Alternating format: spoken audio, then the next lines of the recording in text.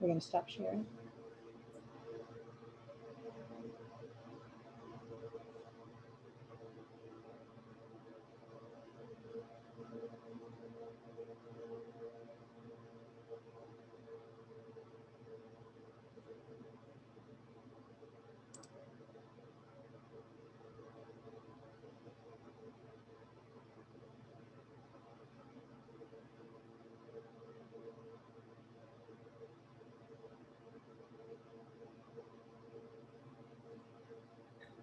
Good morning, everyone. Thanks for coming by in our third installment of our Campus Ready reopening Q&A. We'll start in a minute or two. We're just letting folks come join the meeting.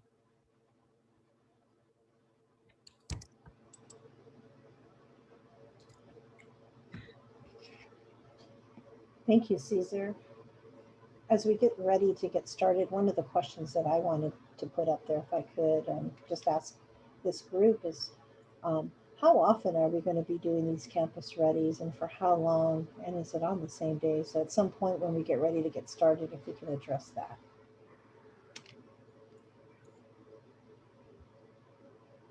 Real quick, can you guys hear my kids yelling in the background? No, I don't hear them.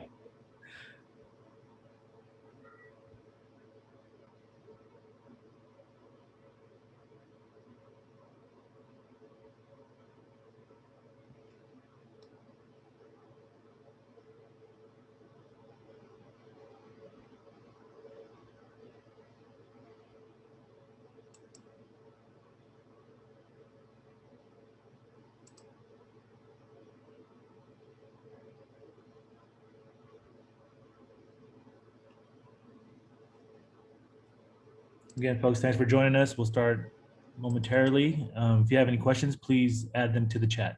We'll get to them as quickly and as soon as we can. Okay, now I heard that.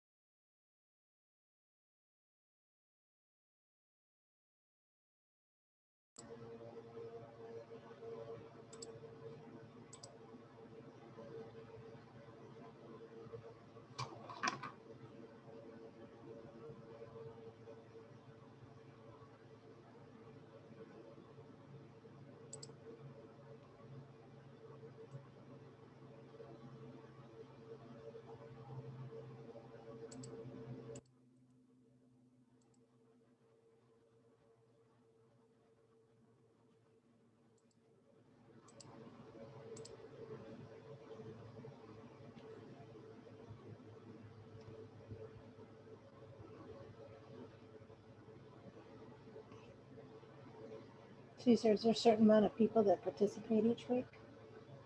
You know what? Usually we have around, I think the last two, we had about like 20 to 30. Sometimes a little bit over 30. Today we have 9 attendees. So I think, as we keep doing these and also including the videos for folks to view, I see the attendance, not being as much as we had them in the beginning, but we will see.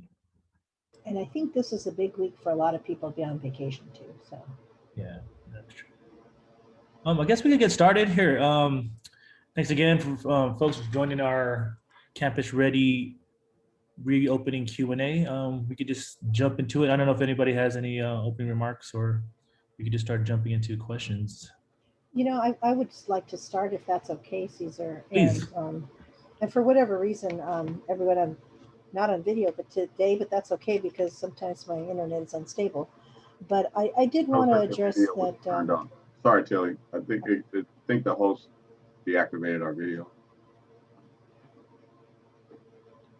What I just really did want to address was, this is, you mentioned our third week coming back on, and perhaps it's something that we're going to continue to do. Oh, there I am. And we are. Our thoughts are that we continue to do this throughout the fall semester, and maybe it changes during the fall semester, right? You look great, Misty. We come back in the fall, and then we find out somewhere around November we don't really have a need for all of us to be on here so often or not. But I think for now people should continuously to take a look and think about that, and whether or not we keep it at the same time and date. I just wanted to address that because I know people have been asking me, like, some people are just now tuning in that we're starting to do these for the last 3 weeks. So if you haven't tuned in prior to now, go back, take a listen. Although I will say that each week, every minute of every day, whatever we say changes again.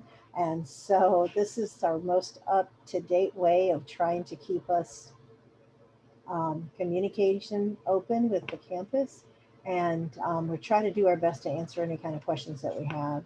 And again, I'll always try with instructional services, and we have John Parker here with our admin services. Genevieve Escara is here as our designee vice president student services, as we have people on vacation, right? We always are so wonderful to see our Dr. Armstrong. D. Armstrong is our nursing faculty to just make sure we're always running in the right way with healthcare. I think there is Leslie Easton, our mental health. I thank you for joining us today, and always here just in case we need to tap in some of our expertise.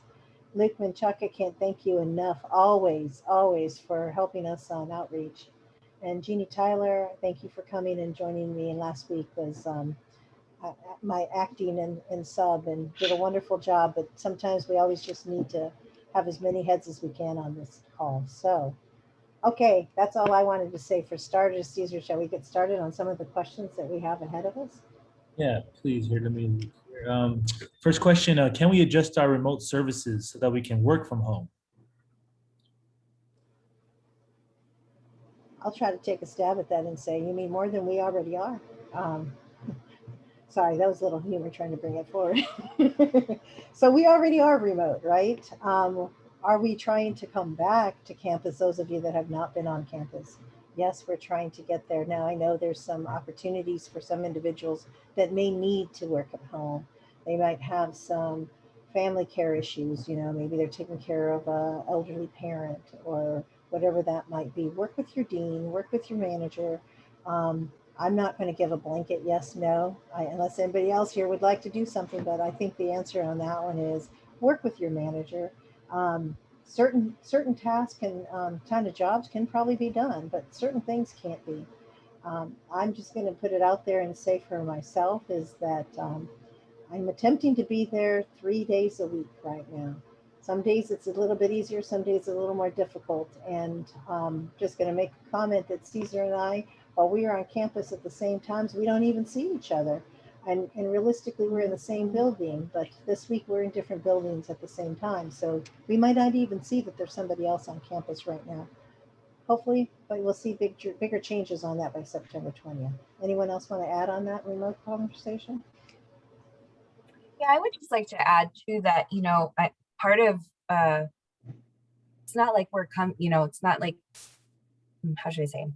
We want to be able to start resuming services on campus to get back to where we were, right? So, and to meet our students where they are. And, a lot of the students have, expressed their desire to have some level of in-person services. So, I know that memo went out from VC Smith regarding return, potential returns, phased in return, beginning August 16th.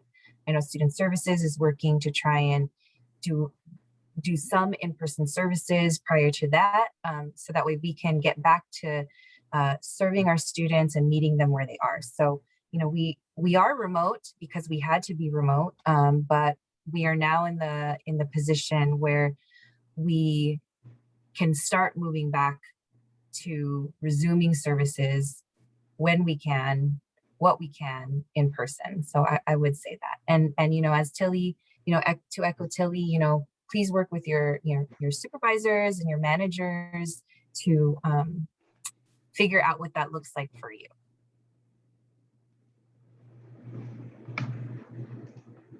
Thank you, Genevieve. Any other comments? Okay, moving on. If we have Cranium Cafe, can we start using it and work from home? The platform is meant for online, probably meant for online students. For online services, excuse me. So I'm not sure that I'm not the person to be able to answer about Cranium. We might have to come back to this one on next week, if I'm reading other faces correctly. And so we'll bounce this one and come back to this one. We'll have to see what that information is. Another question, is there a way for one floor restroom can be designated for faculty and staff? Yeah, for some reason, I think we've addressed this one, John, haven't we before? But we can. It's still an open item.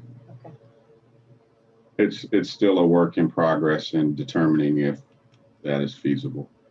And I think it also depends on, there's that it depends again. It all depends also on where people are located on the campus, right? If I may give an example, in our building, in the A building, I'm looking to see if I can get a key in our office for our employees that work in there. They don't have a key for the restroom. It's a restroom key, right? They can go down the hall and use it. That's just an example, an idea of what we're doing. That may differ from different places, and but it is a work in progress. We'll have to come back to that. Okay. Here's another question. I believe this was addressed as well. How are visitors to campus are going to be checked in to use services as admissions, records, financial aid, counseling? I know one thing is that all visitors on campus will be wearing or would be required to wear a mask. So depending, even if you are vaccinated or not, a mask will be required on campus. Yes, absolutely. And, you know, that we are, especially for student services, open to the public, right? We serve students who are not yet students. And so if folks are looking to start their academic journey with us, but have not done any of those things for enrollment, application, financial aid, you know, they would be able to come to campus, right? And so that's where, you know, the Welcome Center kind of steps in. So we'll have the Welcome Centers, as you know, we've been developing them and we've been talking about it as a place where students can come and initially kind of check in. We'll have the health screening questions, you know, posted.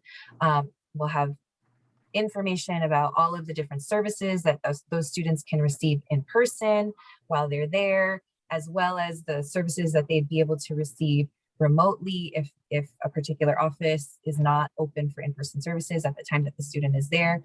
So there'll be a welcome center for student services where students can come get checked in. There'll be masks that will be available if the student doesn't have a mask. We will be reiterating to them that, you know, they will need to wear a mask while on campus to protect everyone, because we can't ask folks about vaccination status, nor can we ask them to disclose to us. And that's really not what we're there for. We're there for making sure folks are getting the information about how to access our services and how to do that with masks on. I don't know if that helps, but we will have a place where students can come for general questions, and then they can, you know, can go on to the different areas to receive more specific service if needed. I guess I'll just jump on top of that too, Genevieve. Thank you. That's wonderful to say that we have students that are at campus every day, and everyone has to do their best to be able to try to figure out what we can do to help students. I believe when it was Susan Murray and I were stopped by a student the other day, was asking all about the transient cards and stuff. So I took down the student's information, and thank goodness for Luke Menchaca. He addressed it right away and took care of it. So it was a kind of a remote, hey, tag team kind of a situation, but there are students that are on campus already, and I just wanted to reiterate that we already still are open to the public, even though we're not there. People will always be on campus. Next question. And folks, again, if you guys have questions, please add them to the chat. We'll get them, get to those questions shortly. Here's another question here. My wife works at a hospital and she gets PPE when she goes into work, and after lunch, she gets a brand new PPE. So 2 per day. Will we be able to have the same type of treatment? And I know from John, we have a lot of PPE on campus, but I don't know if you could talk a little bit about that, John. We have an inventory of disposable. I mean, a hospital environment, I can certainly understand. I don't think that will be necessary for our community. However, the masks that we will be providing in our kits are washable. So they're reusable, which entails washing them, if you will. But for the disposables, I'd imagine we just distribute to departments and they can use how they see fit. But for the reusable ones, I think would be best. But if somebody wants to use a different one each time, we have those, right? Just work with their manager. Yeah, we have the disposables. Great. Let's see, next question. What happens if a faculty, staff, or student refuses to wear a mask? Is it mandatory to disclose personal medical records regarding vaccination status? If this deems mandatory, what happens if a person refuses to apply? And I believe Marciano talked about this last meeting, that for students, when they apply, they have to acknowledge that masks are required on campuses. So students select something on the application saying that they understand that these rules, and if they don't comply, they will be handled appropriately. So yes, so students do know that masks are required on campus. I believe we're going to have quite a bit of signage on that, right? Yes. But we are working on, and John, correct me if I'm wrong, on the COVID meeting from yesterday, that the district is also working with us they're going to prepare some training and stuff for us on if there is some de-escalation needed of any kind for heated situations and stuff like that. We're working on that. It's more to come soon. And for classroom, for faculty, there is already that process in place for student conduct through student affairs, and if it gets to the point of student removal, there is a process that's in place already prior to us going on COVID for any kind of disruptive behavior or whatnot. And this would be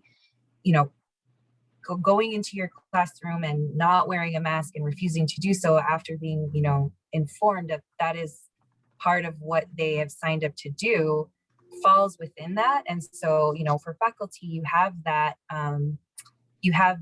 avenue as well to help support you in this moving forward. So don't forget that we already have that process in place through student affairs that's already readily available. And if you've been teaching here, you've probably heard about it and probably have used it. So that is also there, and the way that you can, these non-compliance masks things with students can be handled as well. And thank you, Megan. She had a little bit of clarification on the vaccination and exemption. So students, they're not on the application, but when a student submits a vaccination record or exemption for students who are enrolled in in-person classes. And so that's when students acknowledge that masks are required for campus visits.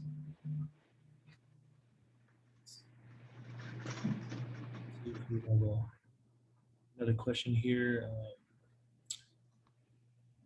For reusables, they need to be washed every day. Are we going to have 2 that we can wash and dry and use the next one next day? And I think it's regarding the masks. We will not have inventory for 2, and I'm not sure that they need to be washed every day. I mean, it's not a bad practice, but we have inventory only for 1. They are disposable in the meantime. We have Man, that's a plenty, we great have idea. plenty of disposables. We have tons of disposables.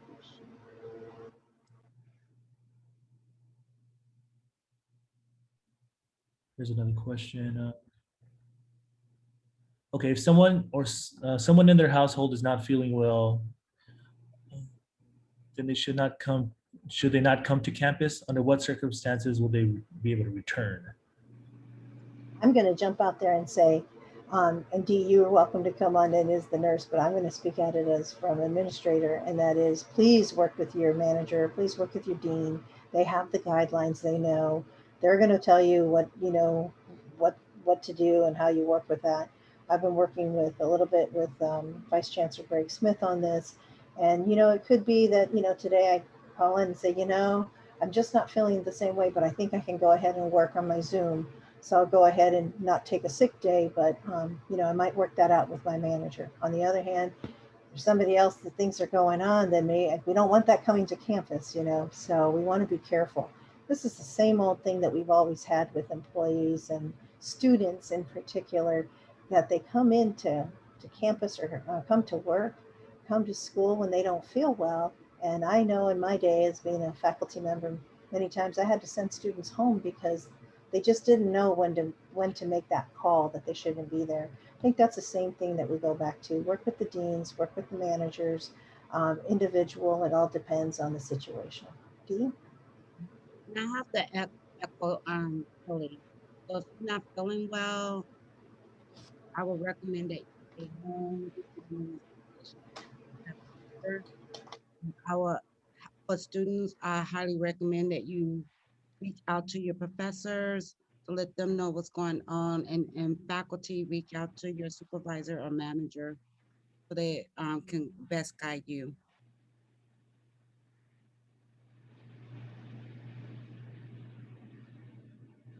There's a few more parts to that question. You know, will this be coming out of their sick time? Will there be last minute attempts to work from home? Can explain what this process will look like and how that'd be better for our students. So if you all don't mind, what I'd like to do is defer that to Vice Chancellor Greg Smith.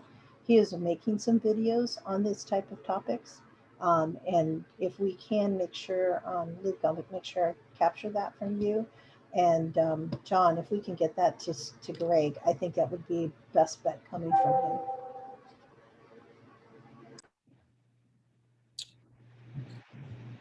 Let's see any other questions as of yet. Do folks want to just comment or?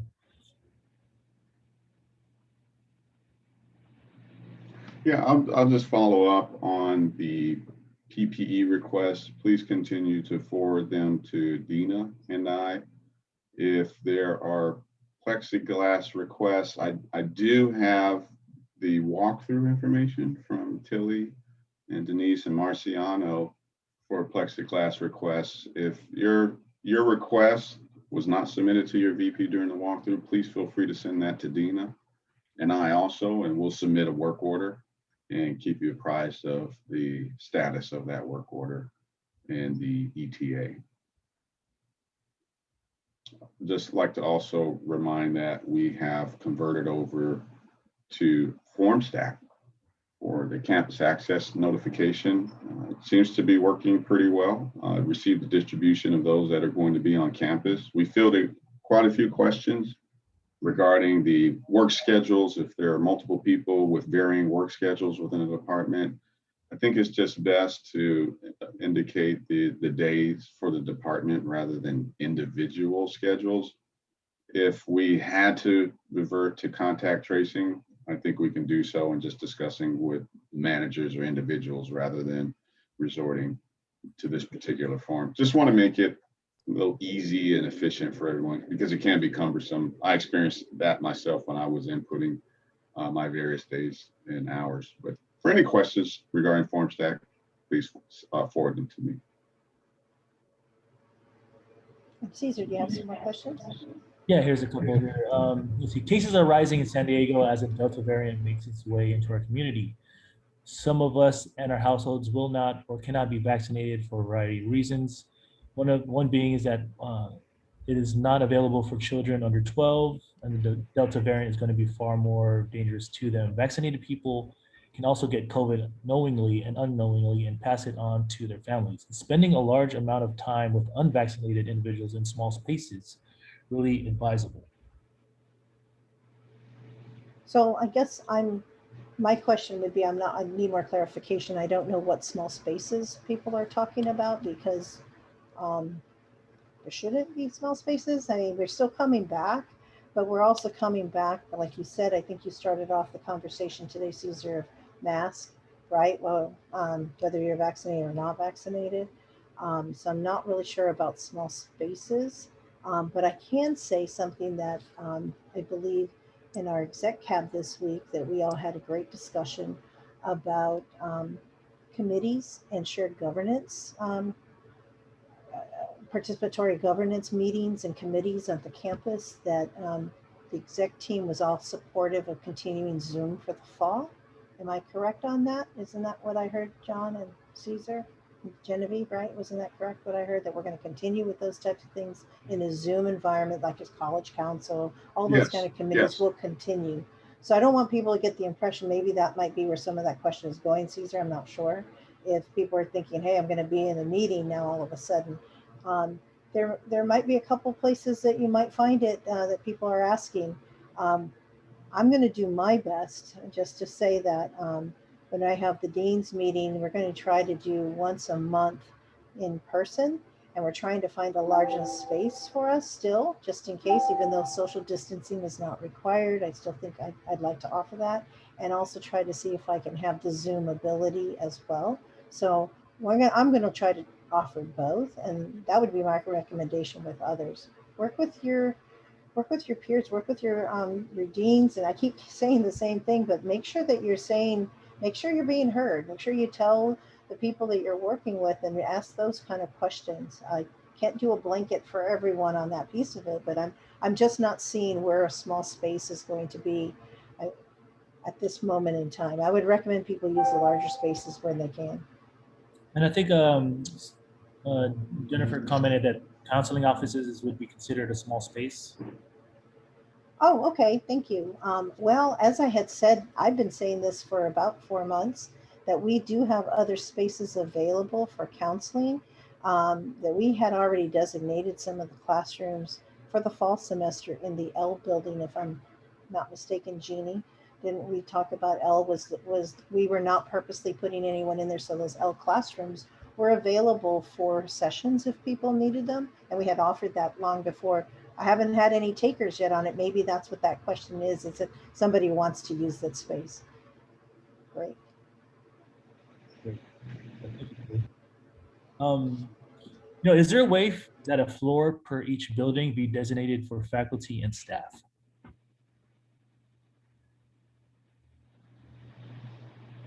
A floor? We might need more clarification on that kind of Yeah, question. this is from John. John, if you don't mind, John Revia. Oh, for restrooms. And I think that was going to be still being discussed, correct? Yeah, that's still a follow-up item. I hope to have information for our next meeting. Many departments rely on volunteers. Volunteers have to go through the onboarding process and receive prior approval. Will departments be able to use the assistance of volunteers who have been approved for this fall 2021? Can they be on campus? I have an answer, Leslie. Thank you, because I had received a question before about something like this, and I went ahead and sent it to the Vice Chancellor. And yes, unfortunately, I think it's going to fall on John Parker's office to be able to help with that monitoring. But yes, they're being processed. We'll be able to bring in volunteers and utilize them in the same manner. So we can follow up and maybe we'll come up with what that looks like. Everywhere we go, we discover now we need a process for this one. So. Okay. Let's see. I don't see any other questions. Do you have any final thoughts on this? I wouldn't mind offering a little bit about the reopen plan. And only because we had the opportunity, some of us here, to meet with the managers the other evening. And I apologize to managers and supervisors if you haven't had chance to meet with your folks yet.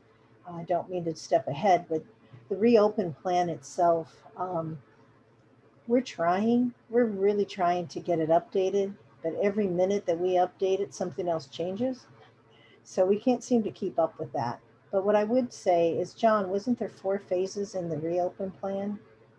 Yes, there were 4 phases, and we're currently in phase 3. In phase 4, based on Vice Chancellor Smith's communication, will begin, did we say the 20th, right? The 100%. September 20th. September 20th, that will be phase 4. So we'll update the plan on the website. There updates almost on a weekly basis, as Tilly mentioned, that we're trying to keep up with. I had somebody say, well, is there a new plan? It's like, well, it's really revised plan, right? And we had already laid that out so well, but the date got moved up. So just Yeah, wanted we to put a lot of time into it. I mean, we started it last year, and it's just evolved with so many iterations. And in fact, the last plan, if you'll recall, had the A and B schedules in there with staggered return, percentage, max capacity, and that all changed 2 weeks ago. Or last week, whenever Vice Chancellor Smith's communication came out. just trying to think of anything else that we talked about at that meeting the other day. Jeannie, Genevieve, Dee, you think of? Or Leslie, if you have anything off the top of your head. Okay. And I think Brenda had a question. She had her hand raised. Brenda, if you don't mind, please adding your comments or questions on the chat. We'll give you a minute or two if you need to add them there.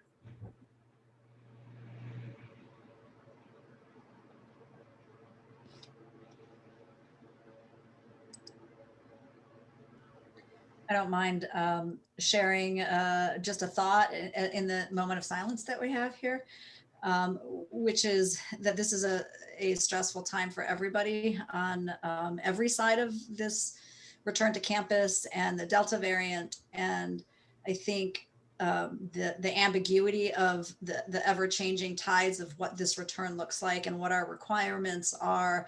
And so I think coming to these presentations, talking to your managers and your deans, really being transparent in where your concerns are, that's how we're going to be able to best meet the needs of the campus community, which is faculty, staff, admin, and students.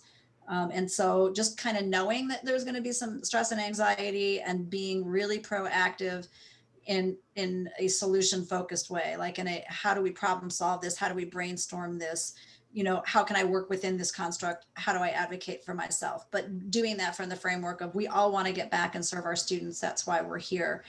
And so I just really want to encourage that, to kind of know this is going to be stressful. And like I've told my team, besides getting the popcorn out and kind of watching the movie as it unfolds, is flexibility. And I don't know what else to say except that what we know today may be different next week. And so having some ability to flex, even though that's really challenging, and really communicating well with your managers and your deans, what your thoughts are, what your hopes are, what your concerns are, because that's how we're going to know where our gaps are. So I just wanted to say that kind of from the mental health perspective, that this is going to be a tough time for everybody.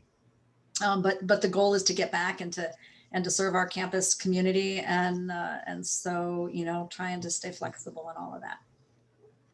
Leslie, thank you. And I think wise words, lots of wisdom there, and we can all learn from them and use them. Something that you said was, I just want to just share for a moment that just to give people that the knowing that we understand where you are. I mean, we all have different situations, but I know where I am and I know how I'm feeling about different things as well. And we had the opportunity, exec cab this week, to come in and meet in person, and wasn't sure how I felt about that, even though I've been seeing my colleagues at Denise's celebration, the EEC ribbon cutting. I've seen them at the unveiling of the mural. These were outdoor events, types of things. So now we were coming in to sit into conference area, right, at one time. And I can just remember coming in, and I was walking from my car to the space and carrying my mask. Do I wear the mask? I'm outside. I mean, I just didn't even know how do I respond? How do I act on this case? You know, and then I go sit down, I put my mask on. When do I take it off? When do I put it on? I mean, it's just a lot of those just feelings, Leslie, that you're talking about. We all have them, and it's going to take a while before we get to feel whatever this new space looks like, right? Or maybe it changes again. I don't know. But just that the fact that you're not alone, we're all in that space. And even if nobody says anything, I think we're all feeling it. It's like, how close do I get to you? How close do I not get to you? I mean, it's just a little bit of everything in that piece of it. And as I'm speaking about that, I know that I can feel the anxiety and out there in the Zoom land of people saying, you know, John, the plexiglass we talked about, it's not up yet. And that's okay. I know we're working on it. So maybe you work with your manager, your dean on the plan.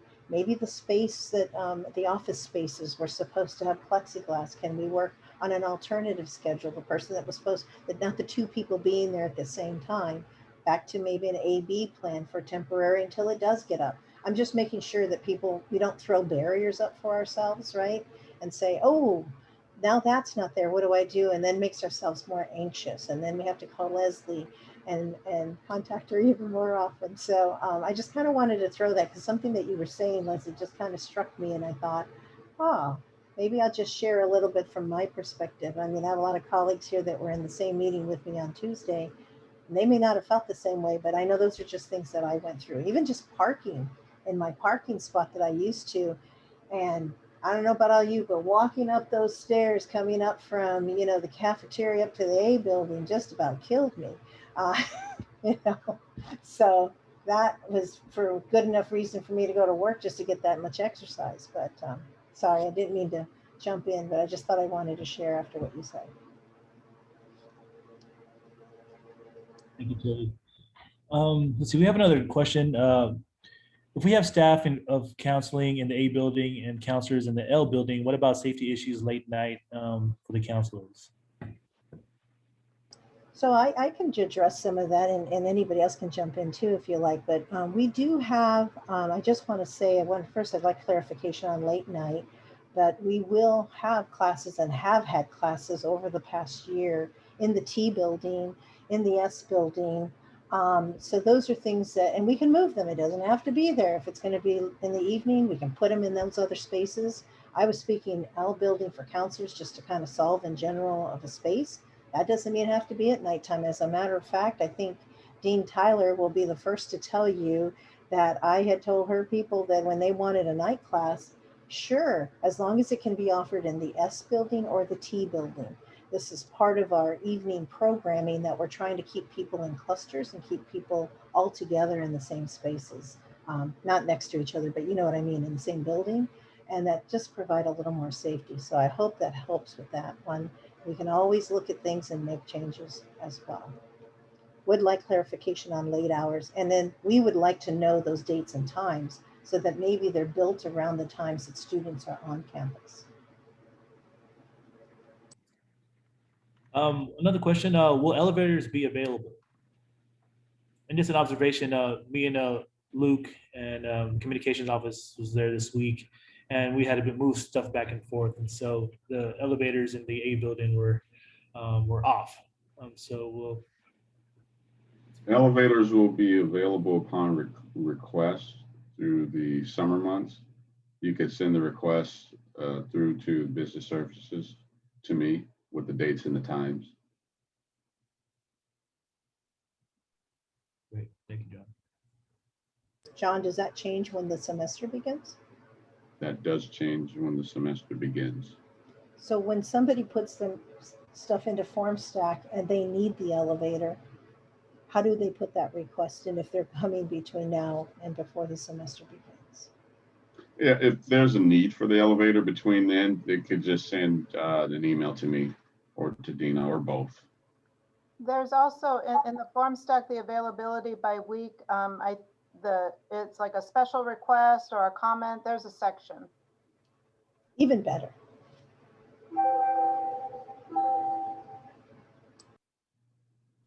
Daniel also, yeah, mentioned that there is a box that collects special requests. Thank you, Daniel. Let's see here. Can the bathrooms stay locked with facilities and staff have keys? Let me see. Can they remain locked during the day is probably the question. Yes. My understanding is they cannot, and I've had several conversations regarding this. I realize health and safety is our number one priority, and I, for one, am an advocate for locking the doors and maybe having it designated because we are a public institution. But my contention is that the public access should be for those that pay taxes. I think that's a losing argument on my end for some of our neighbors anyhow, who should not be granted access into the restrooms for health and safety reasons. But I'm working with facilities in the district for clarification on that ordinance and what options we may or may not have. John, I'm sorry, doesn't it also depend on the building? And I mean, there's certain buildings I'm just going to think about, like BT, AHS. There's no doors, right, to the restroom. I mean, the restrooms are open all the time when the building's open. Yeah, you're right. You're right, Tilly. And again, I don't really know all of the logistics of the campus since my arrival during a COVID environment and everything's been shut down. So I'll need a lot of assistance and guidance from our facilities team at the campus and at the district. I also saw another question, Caesar, about the potential for an instruction for students wanting to crash classes in the fall. And crashing classes online are going to be just as they have been for the last year and a half. So easy stuff on that one. It would be difficult to crash on a face-to-face or hybrid because they cannot show up to the class unless they're on the roster. And in order to get on the roster, they need to have submitted either that they're vaccinated or been cleared paperwork right into the system. So now that may be able to be something that they could add on for a late start. That might happen. And Jeannie, was there more details about the crashing that you wanted to cover? Just that kind of the process, because it was addressed at the managers meeting on Tuesday evening, but I think it was almost a two-part, and it was addressed all at once and not singled out, because there are also some there are later start classes to include, like not the 23rd but the 30th. We have 16, 15, 14, 8, 6, and whatever classes, and then we also have open entry, open exit. So I just want to make sure that we're not dropping students before a chance and potentially putting a class in jeopardy. So what I did find out on that one, because you reminded me, the open entry, open exit, and the later start ones, is the Vice Chancellor's office, Susan Topham, has really basically is working with each school, each college. And if you can help me to identify which ones that maybe have a later date, that's one thing that she could probably work on so that students can get their information in for those late starts, etc. Certainly can. Thank you.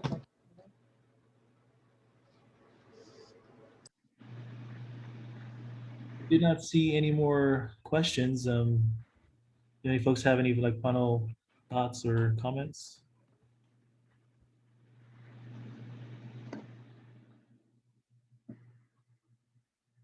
It's hard for me because I'm living this all the time, every day, and I think we answer it all the time, but it's occurring to me that I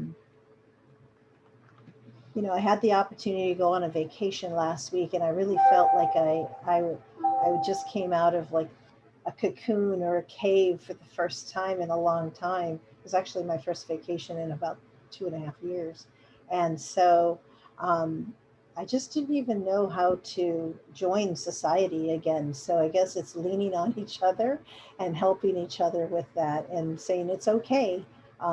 So if and when the day that you see me come to work and I have my slippers on, Just say, it's okay, Dilly, you're not at home again. Make sure you put your shoes on next time you come back to work. Thank That you, was my run at trying to be a comedian, sorry. Well, all right. Well, thank you, everyone. Thank you for your questions. Again, this recording will be shared on our YouTube channel, and the link will be shared out to the campus. And we'll see you guys next week for our next week's Thursday at noon Campus Ready session.